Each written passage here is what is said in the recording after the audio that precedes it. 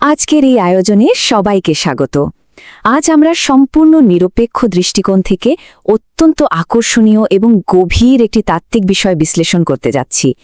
আজকের মূল আলোচ্য বিষয়টা হলো মুখে আমরা যা বিশ্বাস করার কথা বলি আর অন্তরে বা আধ্যাত্মিক বাস্তবতায় আমরা যা ধারণ করি, এই দুটোর ভেতরের বিশাল পার্থক্য। একজন মানুষ মুখে কি বলছে আর তার মনের গভীরে আসলে কি আছে, এই দুয়ের মাঝে যে যোজন যোজন দূরত্ব থাকতে পারে, সেটাই আজকের এই সোর্স মেটেরিয়ালের একদম কেন্দ্রবিন্দু। আজকের এই পুরো বিশ্লেষণটাকে আমরা 6টা সহজ ভাগে ভাগ করেছি, যাতে গভীর কিছু আধ্যাত্মিক ধারণা খুব সহজেই বোঝা যায়।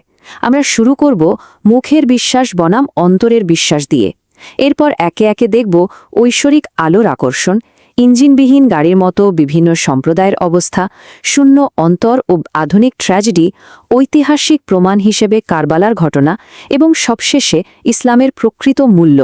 তো চলুন শুরু করা যাক। পর্ব 1, মুখের বিশ্বাস বনাম অন্তরের বিশ্বাস। আচ্ছা, সোর্স অনুযায়ী একদম গভীরে যাওয়ার আগে চলুন দেখে নিই ইসলামী বিশ্বাসের মূল ভিত্তিটা আসলে কি। সোর্সটি দাবি করছে যে প্রকৃত বিশ্বাসীর জন্য দুটো জিনিসের একদম সঠিক সমন্বয় দরকার। একটি হলো জিভের ঘোষণা আর অন্যটি হলো অন্তরের অনুমোদন। এই যে কনসেপ্টটা ইকরারুম বিল্লিসান ওয়া তাসদীকুন বিল কলব, এর মানে হলো শুধু মুখে বলে দেওয়াই কিন্তু যথেষ্ট নয়, সেই ঘোষণাকে আধ্যাত্মিক অন্তর থেকে শক্তভাবে সমর্থন করতে হবে। অন্তরের সাই না থাকলে মুখের কথার আসলে কোনো আধ্যাত্মিক দামই নেই। বিষয়টা আরেকটু পরিষ্কার করা যাক দারুণ একটা উপমা দিয়ে। একটু ভাবুন তো, একজন দত্তক সন্তান আর একজন জৈবিক সন্তানের কথা। দত্তক সন্তানের সাথে সম্পর্কটা মূলত আইনি, কিন্তু জৈবিক সন্তানের সাথে সম্পর্কটা একদম শেকড় থেকে বাস্তবতার গভীরে প্রথিত। ঠিক একইভাবে যে বিশ্বাস শুধু মুখে আওড়ানো হয়, তার চেয়ে সেই বিশ্বাস শতগুণ শক্তিশালী আর আসল, যার শেকড় অন্তরের একদম গভীরে গাঁথা থাকে। পর্ব 2, ঐশ্বরিক আলোর আকর্ষণ। এবার আমরা দেখব কিভাবে অন্তরের এই বিশ্বাসটা নূর বা ঐশ্বরিক শক্তির ধারণাকে গড়ে তোলে। এই জায়গাটা কিন্তু সত্যি খুব ইন্টারেস্টিং। এই দৃষ্টিকোণ থেকে দেখলে যখন কেউ কালিমা উচ্চারণ করে, তখন সেটা শুধু একটা সাধারণ বাক্য থাকে না। যদি সেটা সত্যিই অন্তর থেকে আসে, তবে সেই কালিমার ঐশ্বরিক শক্তি বা নূর সরাসরি অন্তরে গিয়ে পৌঁছায়। উল্লেখিত হাদিস অনুযায়ী এই নূর বা আলো একজন প্রকৃত বিশ্বাসীকে সরাসরি মহানবী সাল্লাল্লাহু আলাইহি ওয়াসাল্লামের আলোর সাথে জুড়ে দেয়। সোর্সটির মতে কেউ যখন অন্তরে এই ঐশ্বরিক আলো ধারণ করে, তখন স্বয়ংক্রিয়ভাবে নবী পরিবার এবং অলিয়া উলিয়াদের প্রতি একটা অদ্ভুত চুম্বকের মতো আকর্ষণ বা ভালোবাসা তৈরি হয়। এর কারণ কি জানেন? কারণ হলো এক উৎসের আলো সবসময় অন্য উৎসের আলোকে কাছে টানে। মহানবী সাল্লাল্লাহু আলাইহি সাল্লাম, মওলা আলী, বিবি ফাতেমা, হাসান এবং হোসাইনের মাঝে যে অভিন্ন আলো রয়েছে, একজন প্রকৃত বিশ্বাসীর ভেতরের আলো স্বাভাবিকভাবেই সেই আলোর দিকে ছুটে যাবে।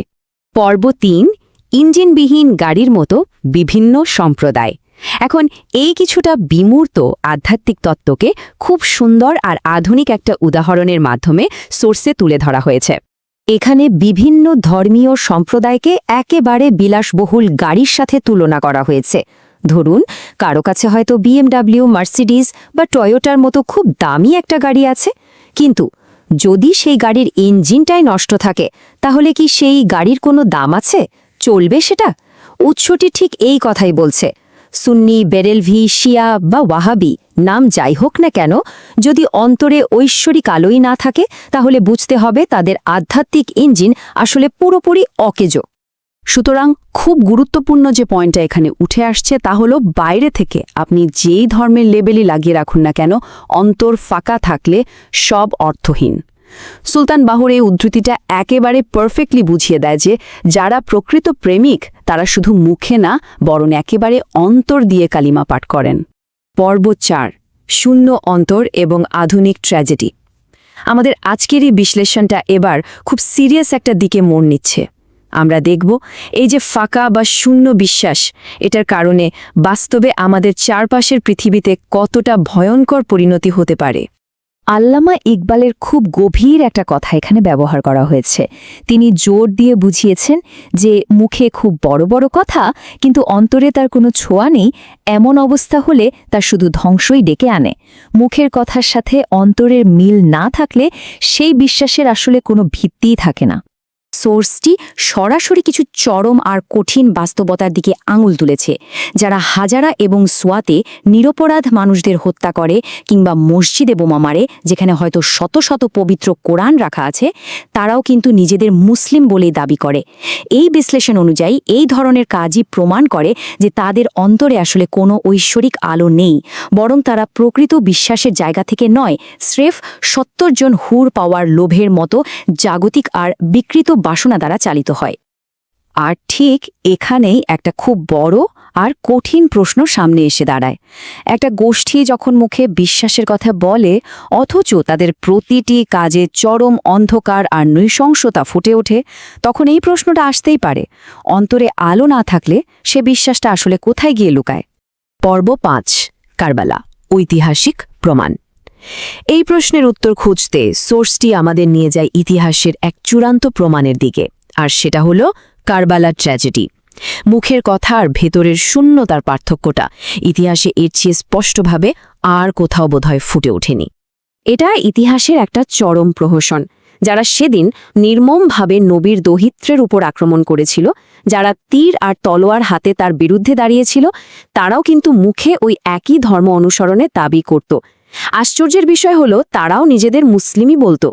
সোর্সে একটা অদ্ভুত এবং আকর্ষণীয় শারীরিক বৈশিষ্ট্যের কথা বলা হয়েছে। বলা হয় এই দুই ভাইয়ের সাথে মহানবীর আশ্চর্যজনক মিল ছিল। ইমাম হুসাইনের শরীরের ওপরের অংশ আর ইমাম হাসানের শরীরের নিচের অংশ দেখতে অবিকল মহানবীর মতো ছিল। একটু ভাবুন, প্রকৃত বিশ্বাস আছে এমন যে কারোর পক্ষে কি এমন চেহারার ওপর আঘাত করাটা কখনো সম্ভব? ঠিক একইভাবে তরুণ আলী আকবরের কথা ভাবুন। তিনি ছিলেন দেখতে একদম মহানবীর নিখুঁত প্রতিচ্ছবি, যেন কার্বন কপি। অথচ আক্রমণকারীদের ফাঁকা অন্তর তাদেরকে বিন্দুমাত্র থমকে দেয়নি। এমন এক চেহারার দিকে বর্ষা ছুটতে তাদের একবারও হাত কাঁপেনি, যে চেহারা সরাসরি তাদের নবীর কথা স্মরণ করিয়ে দেওয়ার কথা। এটাই প্রমাণ করে তাদের অন্তরে বিন্দুমাত্র আলো ছিল না। ইতিহাসের এই পর্যায়ে সৈয়দা জয়নবের অভাবনীয় সাহসের গল্পটা উঠে আসে। কোনো দ্বিধা ছাড়াই তিনি তার নিজের 2 কিশোর সন্তান আউন এবং মুহাম্মদকে সত্যের পথে তার ভাইয়ের জন্য রক্ত দিতে পাঠিয়েছিলেন।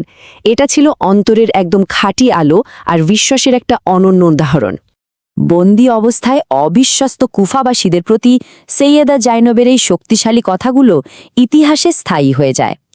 তার এই কথাগুলো এতটাই প্রভাবশালী ছিল যে পরবর্তীতে আরবদের ইতিহাসে এটা রীতিমতো প্রবাদে পরিণত হয়েছিল। কুফি লা ইউফি, অর্থাৎ কুফাবাসীরা অবিশ্বস্ত। পর্ব ৬, ইসলামের মূল্য। আমরা আমাদের আজকের আলোচনার একেবারে শেষ অংশে চলে এসেছি। সবশেষে আমরা একটা তাত্ত্বিক উপসংহার টানব, কেন কারবালায় বিশাল আত্মত্যাগের আদৌ প্রয়োজন ছিল। সোর্স ম্যাটেরিয়াল যুক্তি দিচ্ছে যে ইমাম হুসেইন যদি শুধু নিজের প্রাণ বাঁচাতে এজিদের কাছে নতি স্বীকার করতেন, তাহলে কি হতো? অবিশ্বাস আর দুর্নীতি চিরকালের জন্য একটা বৈধতা পেয়ে যেত। যেহেতু নবী পরিবারের প্রতি ভালোবাসা ধর্মের একটা বড় অংশ, তাই তার নতি স্বীকার করার অর্থ দাঁড়াতো ইসলামকে পুরোপুরি ধ্বংস হতে দেওয়া। তার এই শাহাদাত ছিল আসলে মূল বিশ্বাসকে বাঁচিয়ে রাখার চূড়ান্ত একটা মূল্য। খাজা গরিব নওয়াজের এই অত্যন্ত শক্তিশালী কথাটা এই পুরো দৃষ্টিভঙ্গির সারমর্মটা একদম পারফেক্টলি তুলে ধরে। এর মানে হল হোসেনের আত্মত্যাগ প্রকৃত সত্যকে সেই সব মানুষের হাত থেকে রক্ষা করেছিল যাদের অন্তর ছিল পুরোপুরি শূন্য। তার এই শক্ত অবস্থানই ধর্মকে তার আসল রূপ ধরে রাখতে সাহায্য করেছে। আর এই ব্যাপারটা আমাদের একেবারে শেষে খুব গভীর একটা চিন্তার মুখোমুখি দাঁড় করায়। আজ যে বিশ্বাসের দাবি করা হয়, সেটা কি সত্যি কোনো সচল আধ্যাত্মিক ইঞ্জিন দিয়ে চলছে, নাকি এটা শুধু বাইরে থেকে দেখতে সুন্দর একটা নামমাত্র খোলস যার ভেতরটা পুরোটাই ফাঁকা? আজকের এই বিশ্লেষণ আমাদের সবাইকে এই প্রশ্নটা নিয়ে নতুন করে ভাবতে বাধ্য করে। আজকের মতো এখানেই শেষ করছি। আশা করি তথ্যগুলো আপনাদের চিন্তার নতুন কোনো দুয়ার খুলে দেবে।